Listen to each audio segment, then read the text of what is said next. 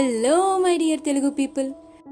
అయితే ప్రతి ఒక్కరి ముఖ చిత్రంలో కొత్త జీవితం మొదలు కాబోతుందన్న ఉత్సాహం, విద్యార్థి దశ పూర్తయిపోయిందన్న బాధ ఏకమై ఉన్నాయి. ఎనిమిదవ సెమిస్టర్ రిజల్ట్ రానే వచ్చింది.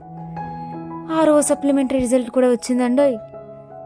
ఊహించిన దానికన్నా మంచి గ్రేడ్లతో అన్నీ పాస్ అయిపోయాను. ప్రాజెక్టులకు కూడా మంచి గ్రేడ్ వచ్చింది. ప్రాజెక్ట్ గ్రేడ్ రాగానే వివేక్, త్రివేణి, వర్షినికి కాల్ చేసి కృతజ్ఞతలు చెప్పాను. సబ్జెక్టులు ఫెయిల్ అయ్యి ఇంకా ఉద్యోగం రావడం మీద ఆశలు వదులుకున్న నాకు ఇదంతా కలలాగా అనిపించింది. అమ్మా నాన్న కళ్ళల్లో ఆనంద బాష్పాలను చూసిన నాకు ఆనందం మాటల్లో రాలేదు. కానీ ఆ ఆనందం ఎక్కువ రోజులు నిలవలేదు.